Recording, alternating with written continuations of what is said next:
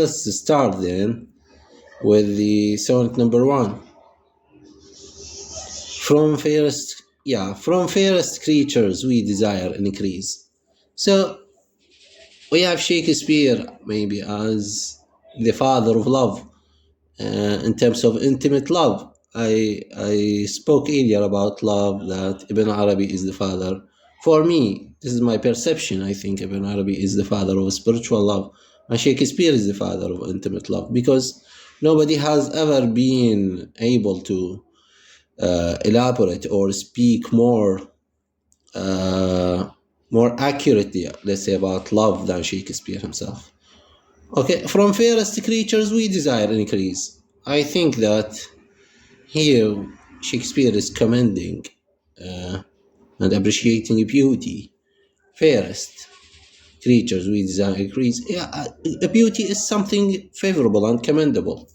It's worth to be loved. It's worth to be appreciated. Even those who seek love through beauty, they are not to be reproached or not to be criticized, of course. Beauty is a kind of perfection, and man is seeking perfection almost always. From fairest creatures. So maybe let's suppose here that Shakespeare is speaking about a lady. He is commending and appreciating and complimenting her beauty. So yeah, we desire an increase actually from the things that we like, and we as men, we like beauty, such an attribute that is bewitching maybe, or enchanting for us, that thereby beauty's rose might never die. Yeah, might never die, of course, since memory we have later on. The rhyme back then was different. Yeah, the pronunciation. That thereby beauty's rose might never die. Of course, when we speak about beauty, we associate beauty with immortality. And yeah, beauty, thereby beauty's rose, yeah, maybe the beloved rose, might never die or might never die. Here we have, let's say, an element of immortality, associating beauty with, agelessness. But as the riper should by time disease. Yeah, so yeah, the rose and the riper.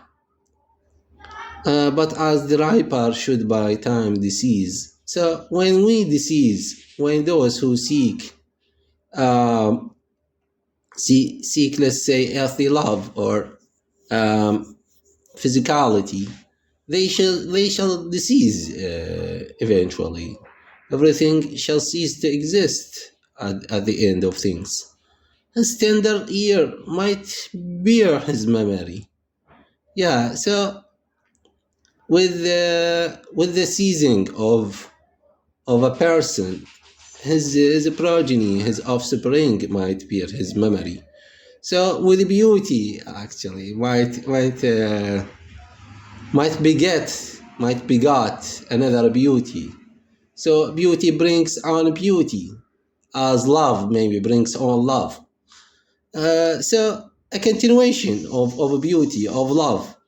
The memory of our fathers, of our mothers, is remnant in us, or keep living in us, maybe as representatives, we as representatives of our fathers. But thou contracted to thine own bright eyes. Yeah, the appreciation of eyes as the maybe gateways to the souls. Yeah, maybe not as much as in the course of love, because it was more of a spiritual love, and here maybe Shakespeare is commending the eyes, because the eyes.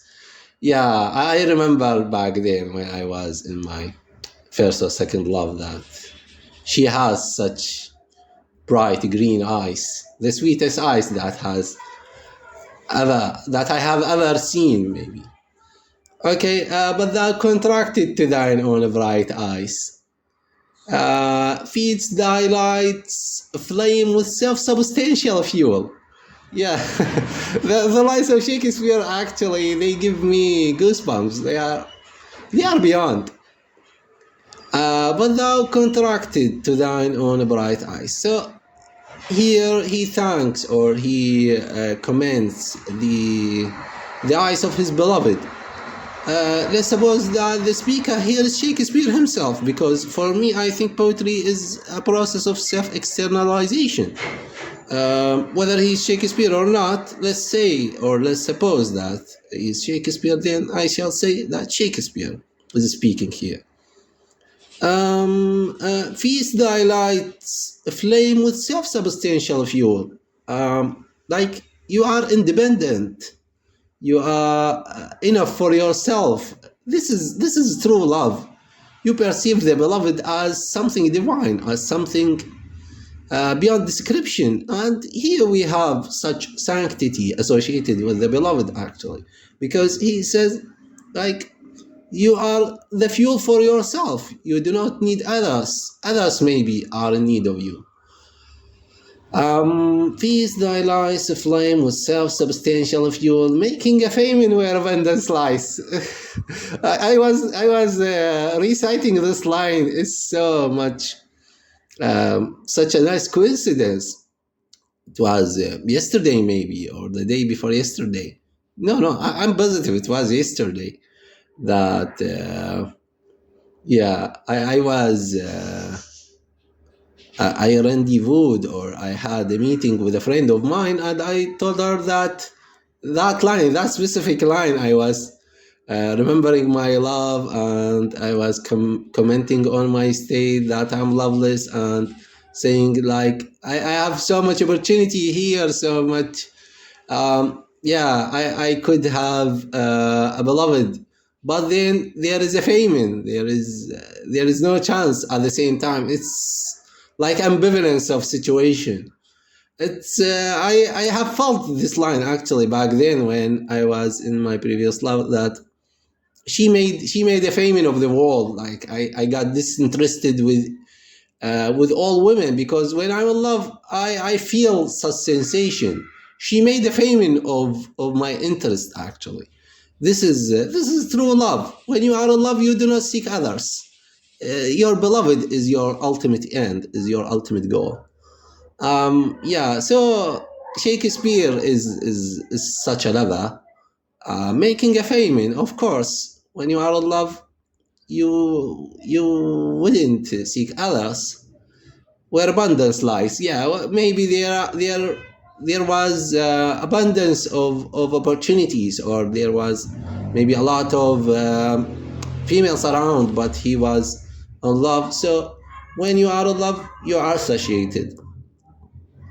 Thyself die for, to thy sweet self too cruel. Yeah, so with love, at certain times comes cruelty, comes the winds that go against the ships, comes difficulty. So thyself therefore, you are contrary, you are a foe to yourself. To thy sweet self too cruel, you are not appreciating yourself enough. Yeah, when I say you are, I am speaking on behalf of Shakespeare as the speaker, and we are addressing the beloved.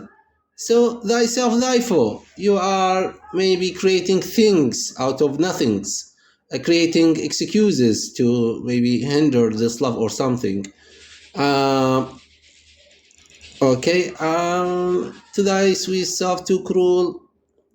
Yeah, it's worth mentioning actually that I'm commenting without preparing, without making preparation, or going back to explanation of the text of the sonnets or something, or yeah, I'm just commenting on things on my own perspective and perception of the sonnets, and it's worth noting too that certain vocabulary I don't know, or I'm not familiar with certain vocabulary, because yeah, it was written in old middle English.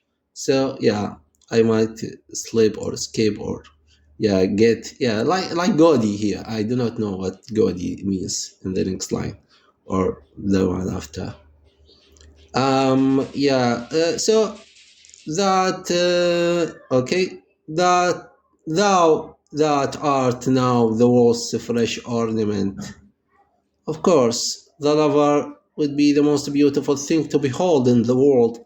So he said, or he says, that you are the most beautiful thing, you are the most fresh thing in the world, of course, and only herald to the gaudy spring. Maybe you are the most representative of the spring. You are the rose of the world. You are the jewel of the world, as it were. Something like that. I said it. I'm not familiar with the word gaudy. I can easily look it up, but it would be like maybe hindering the course of articulation of speech. Since I mentioned articulation, actually is one of the main reasons um, behind this course, behind these recordings, is to maintain a good sense of articulation for myself. Because the more I speak, the more I feel that I'm lacking. I'm not good. I'm not fluent enough. I'm not that good articulator. So one of the main reasons, actually, to be honest, is to maybe to develop better fluency for myself. Yeah, the listener should put that in mind, maybe for whatever reason, whoever listens, whatever. Within thine own bud buries thy content. Yeah, I can figure out that there is kind of trouble, a kind of separation here, a kind of resistance from the side of the beloved, from the female. Because within thine own bud buries thy content. Yeah, like there is kind of resistance, there's a kind of detachment. She is resisting, or she is burying herself within on her sweet self, something like that. And tender call makes was in regarding. Yeah, I do not know the whole line, like most of the words. I not call, not regarding. I do not know the meaning of these words. Yeah, tender is obvious.